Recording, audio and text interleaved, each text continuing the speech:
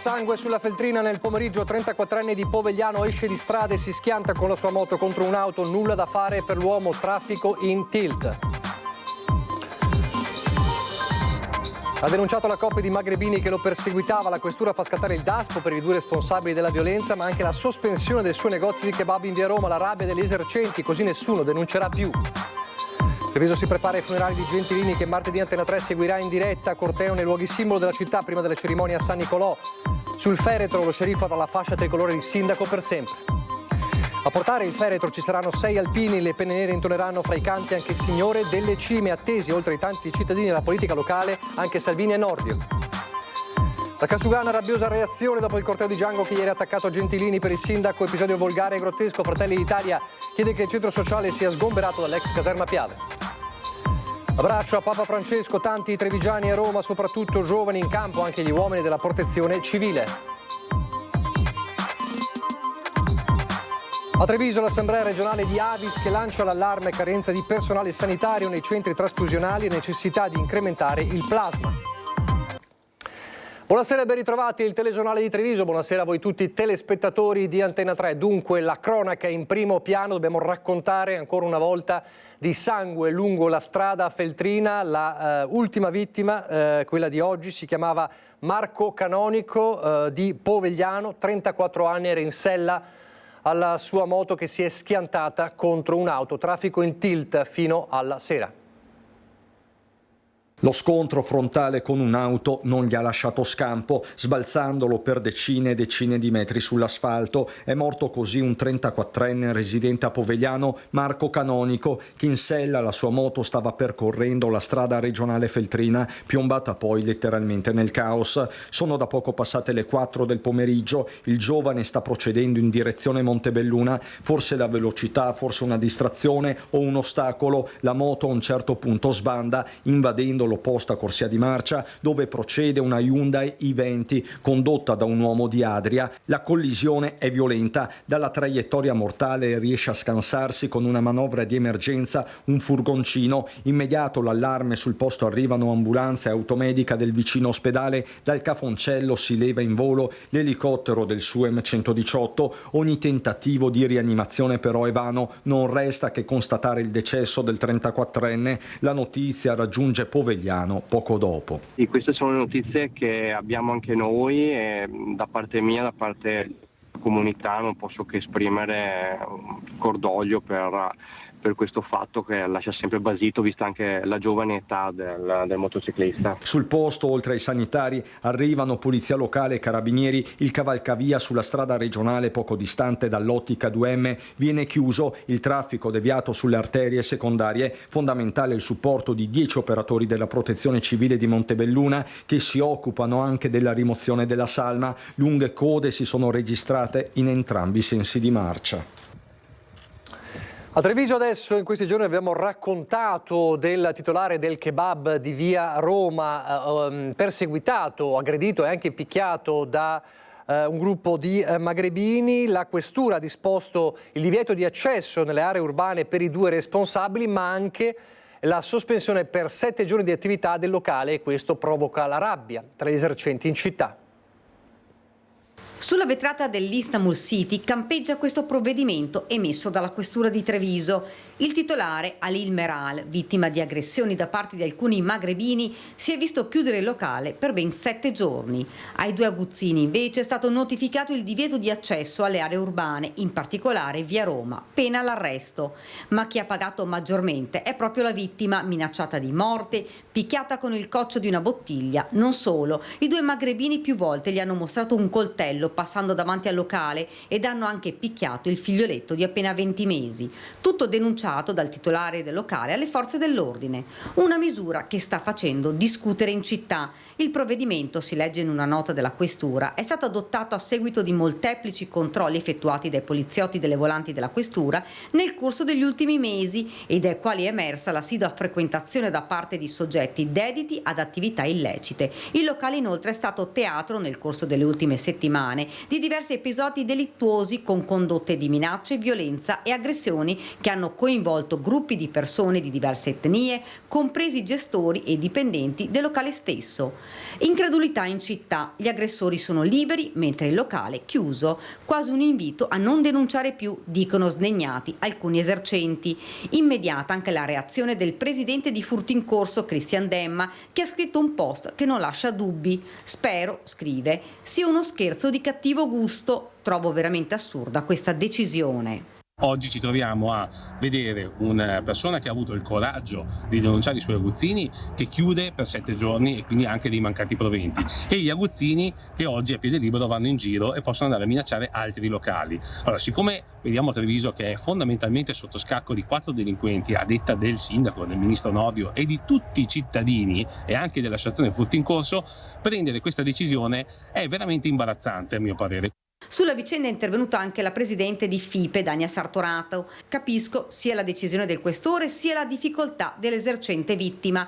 Ci sono buchi legislativi che consentono a chi commette reati di reiterarli. Come FIPE assicuriamo il massimo monitoraggio e confronto con le forze dell'ordine per garantire fiducia ed equità ai nostri esercenti che dentro ai locali vivono le trasformazioni sociali. Intanto i 2 provvedimenti emessi dal questore su proposta del Comando Provinciale dei Carabinieri stanno sollevando più di qualche perplessità.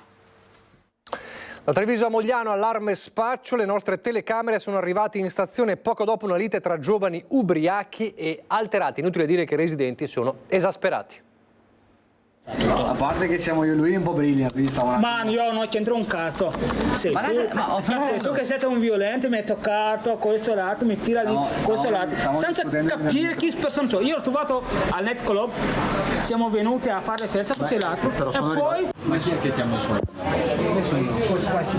Ah, ti ha messo? Non siamo amici, siamo visti oggi. Ma sei embriaco? Ieri. Ma non sei no, vai. È una scena di ordinario degrado quella che si registra in una mattina come tante nella zona della stazione a Mogliano Veneto. Non sono nemmeno le 13 quando esplode una lite tra 2 ragazzi, un italiano e uno straniero. Entrambi sono visibilmente alterati dall'alcol dopo una notte iniziata in un nightclub della zona. Sono loro stessi a raccontarcelo mentre arrivano i carabinieri, allertati da più parti. C'è chi dice di averli sentiti discutere ad alta voce di droga prima di mettersi le mani addosso.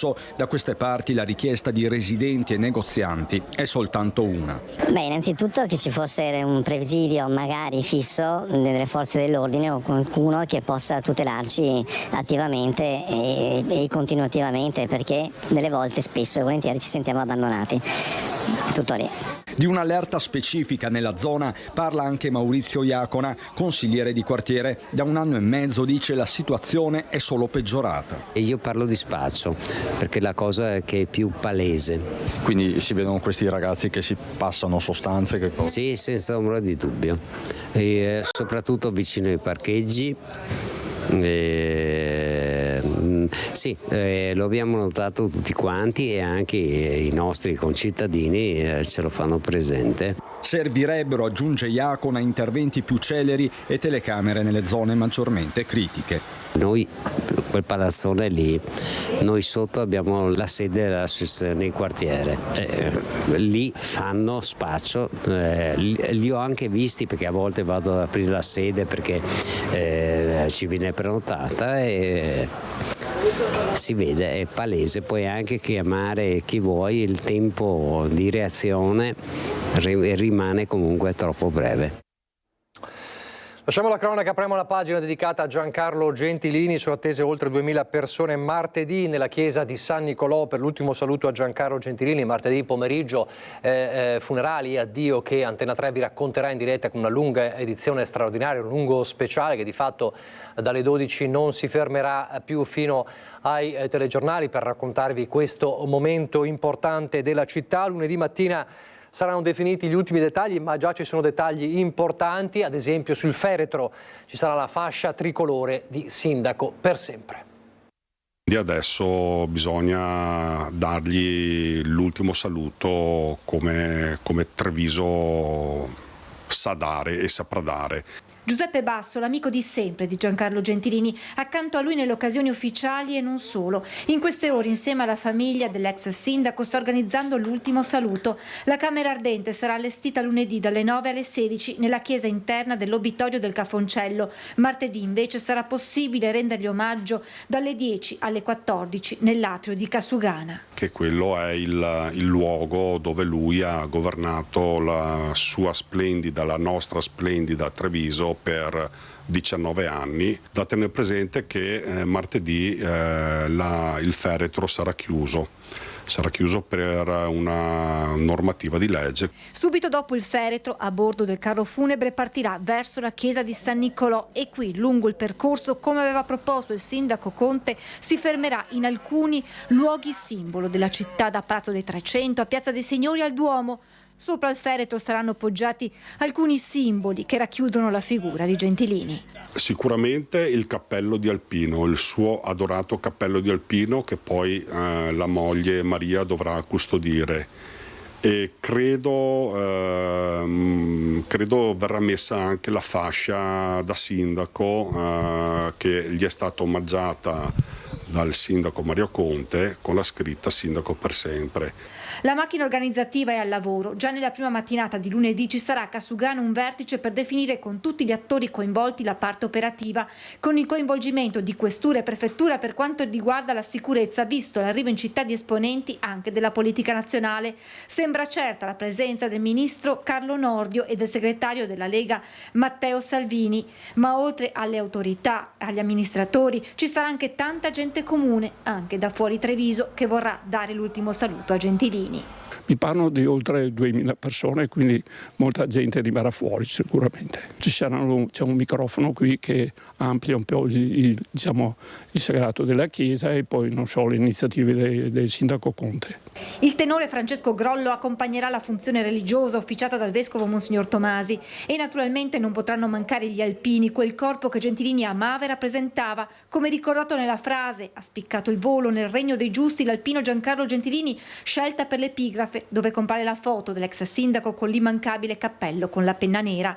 Alpini che saranno direttamente coinvolti durante la cerimonia funebre, fuori da San Niccolò, nel rigido servizio d'ordine, ma anche all'interno. In base alle volontà del Genti saranno 6 dei nostri che accompagneranno il feretro all'altare. Il corpo degli alpini sarà rappresentato da gagliardetti, vessilli e labari presenti in chiesa. Durante la funzione verrà recitata la preghiera alpina, mentre il coro delle penne nere intonerà alcuni canti. Il Signore delle Cime sicuramente accompagneranno la Santa Messa. Parlavano di Stellutis Alpinis, però è ancora in fieri. Per consentire agli amministratori della città di partecipare alle esequie, il Consiglio Comunale fissato per le 17:30 è stato posticipato alle 18:30 e Antenna 3 seguirà in diretta i funerali di Giancarlo Gentilini dalla Camera Ardente a Casugana al corteo tra le vie del città fino alla cerimonia religiosa. Questi dunque gli ultimi preparativi, gli ultimi dettagli, poi ci saranno ulteriori aggiornamenti, anche domani ve li racconteremo.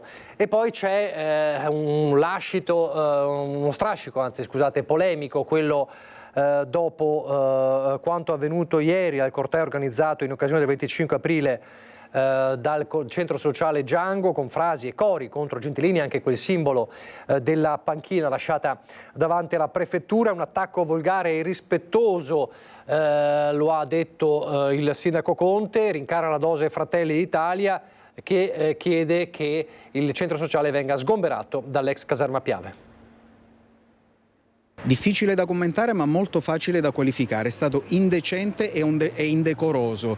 Il centro sociale Django, non distinguendosi da episodi del passato, ha strumentalizzato il 25 aprile per fare gratuitamente un attacco offensivo nei confronti di un'icona positiva che è il sindaco Gentilini a un giorno della propria morte, assolutamente inaccettabile. Dura la reazione di Fratelli d'Italia dopo il corteo organizzato in occasione del 25 aprile dal centro sociale Django insieme ad organizzazioni e associazioni della città, oltre ad alcuni partiti del centro-sinistra. Durante la manifestazione che da via Roma ha raggiunto Piazza dei Signori sono stati intonati cori contro l'ex sindaco Giancarlo Gentilini, scomparso appena 24 ore prima. Il tutto si è concluso sotto il palazzo della prefettura, dove è stata sistemata una panchina, polemico riferimento all'azione che intraprese lo sceriffo durante la sua amministrazione. Questo è veramente vergognoso. Vergognoso è stato ancora di più avere messo vigliaccamente la fotografia di Giorgia Meloni a testa in giù. Sono allibita, lo dico ancora una volta, queste cose non devono essere permesse. Non si può permettere a questa gente, che non rappresenta nessuno se non loro stessi, di prendere in mano una città, oltretutto in una giornata dove si era chiesto di tenere i toni bassi per un rispetto verso la mancanza del Papa. Quello andato in scena ieri sera non è stato uno spettacolo edificante e rispettoso. La si può pensare diversamente, talvolta avere posizioni agli antipodi su alcuni temi, ma tutti, da destra a sinistra, anche i più fermi oppositori rispetto alle sue idee, hanno riconosciuto a Giancarlo Gentilini un ruolo da protagonista nella storia della città, tranne i soliti provocatori, in una giornata importante come il 25 aprile, un episodio da dimenticare, volgare e grottesco. Le parole del sindaco di Treviso, Mario Conte. Fratelli d'Italia ora, dopo quanto accaduto, torna a chiedere che non venga rinnovata la convenzione che permette al centro sociale Django di occupare gli spazi dell'ex caserma Piave. Stiamo valutando quelli che sono gli aspetti giuridici. Oggi, o meglio ieri, hanno dimostrato con quella indecente manifestazione, quelle inaccettabili offese nei confronti di Gentilini, che non rispettano quello che è il patrimonio anche morale di questa città. Questi personaggi che si qualificano tranquillamente con queste azioni hanno avuto la possibilità di dimostrare che facevano parte del tessuto sociale di questa città e invece ancora una volta hanno dimostrato di esserne al di fuori. Quindi non gli appartiene alcun diritto per avere e possedere un bene della città.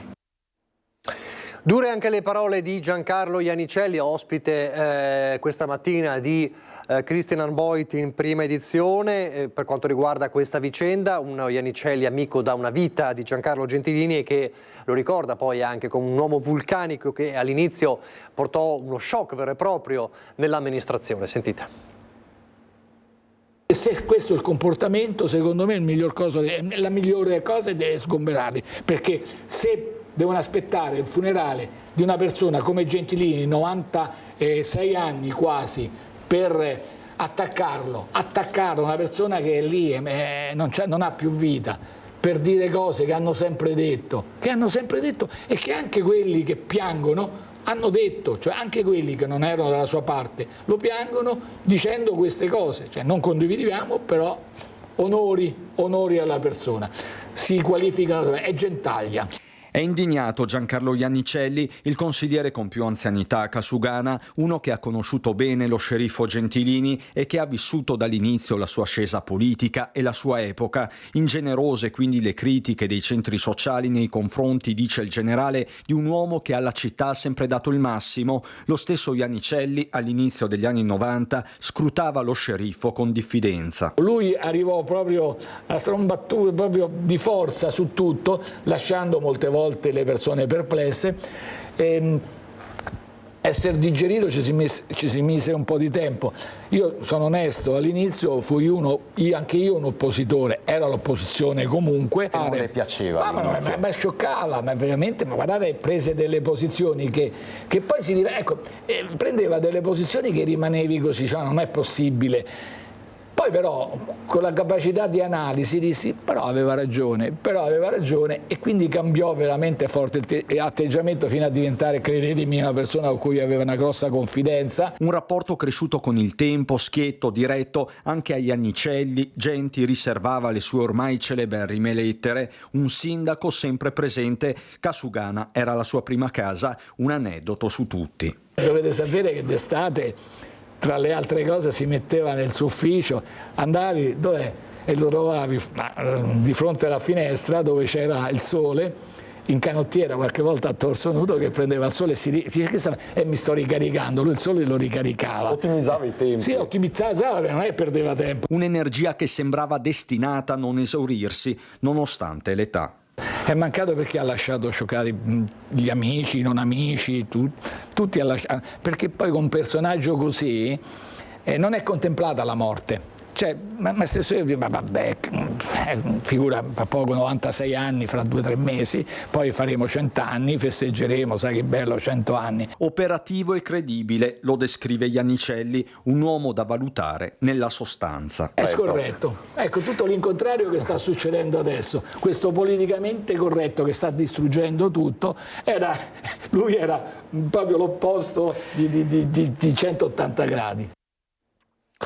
Continuiamo a sfogliare in questi giorni la Marcord di Giancarlo Gentilini grazie al nostro grande archivio. Tra i ricordi significativi e recenti di Giancarlo Gentilini il matrimonio nel 2018 con Maria Assunta Pace, non a Treviso ma in Emilia-Romagna. Guardiamo.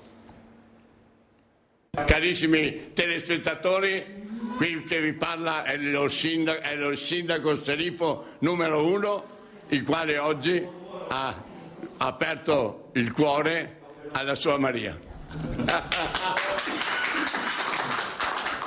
Con queste parole, con la solita energia, Giancarlo Gentilini salutava i trevigiani attraverso le nostre telecamere in uno dei giorni per lui più belli, quello in cui nel municipio di Viano, provincia di Reggio Emilia, sposò a 88 anni Maria Assunta Pace. Era il 26 maggio del 2018. Lei, signor Giancarlo Gentilini, intende prendere per moglie la qui presente Maria Assunta Pace? Sì. Lei, signora Maria Assunta Pace, intende prendere per marito il qui presente Giancarlo Gentilini? Sì. In seguito alle vostre risposte affermative, io, Giorgio Vedeschi, sindaco ufficiale dello Stato civile del Comune di Viano, vi dichiaro in nome della legge uniti in matrimonio. Cambiatevi le fedi. Come da consuetudine era arrivato per primo lo sposo, la notizia del matrimonio a quasi 90 anni aveva fatto il giro d'Italia, ma lo sceriffo spruzzava energia e felicità.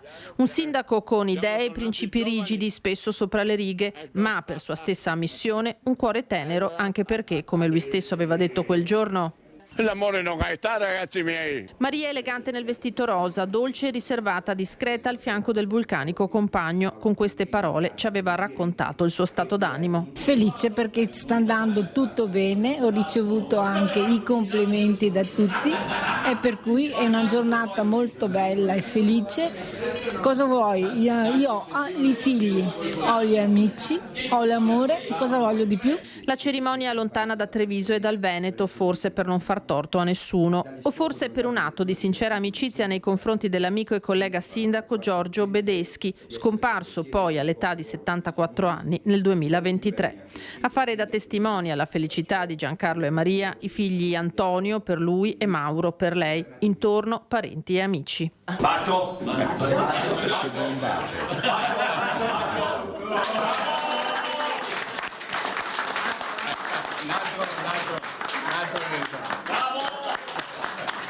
Nella vita ci sono momenti in cui l'emozione scoppia da sola, hai capito? È una cosa naturale e quindi io sono un sindaco con una scorza dura, ma sotto sono un romantico, uno che ama le donne e specialmente oggi amo Maria. Continueremo anche nei prossimi giorni a sfogliare la Marcord di Giancarlo Gentilini, vi ricordo poi continueremo anche domani, lunedì, poi martedì, il giorno dell'addio della città e della sua Treviso che vi racconteremo in diretta. Un altro addio, quello a Papa Francesco, a Roma c'erano anche tantissimi trevigiani.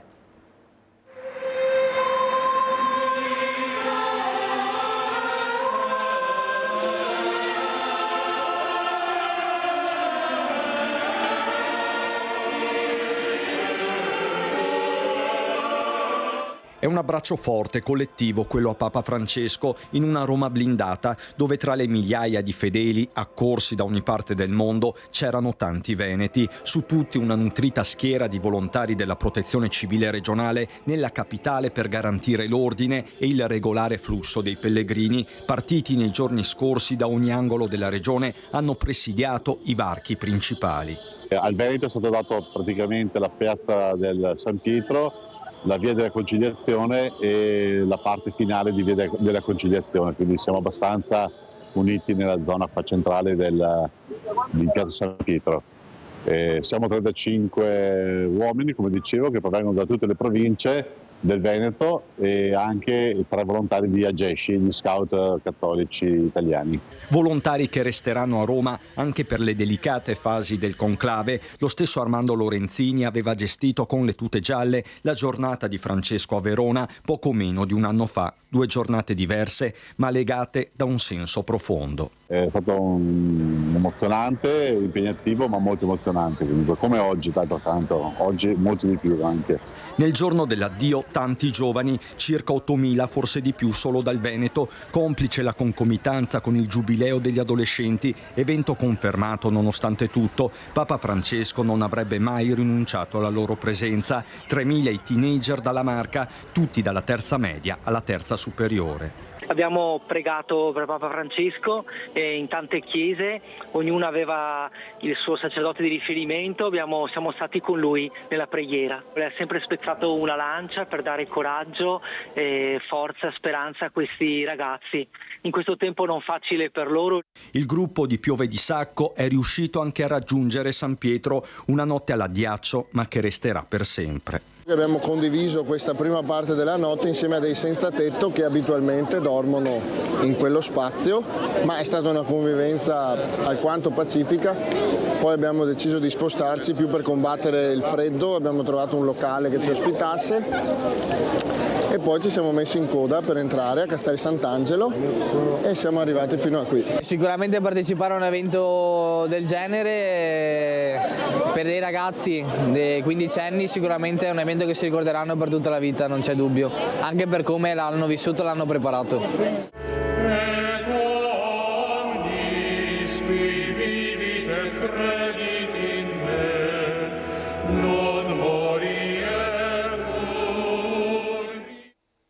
Pochi istanti di pubblicità, poi ancora in diretta.